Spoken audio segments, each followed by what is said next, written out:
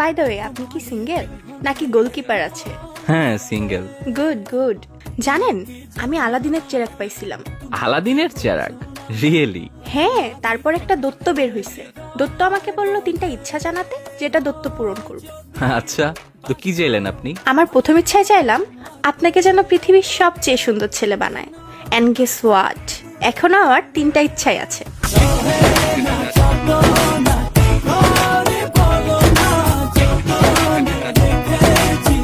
O, that's a good one.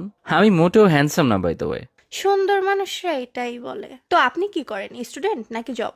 Student plus একটা tour গাইডে কাজ করি। ও, আপনি ট্যুর গাইড? হ্যাঁ।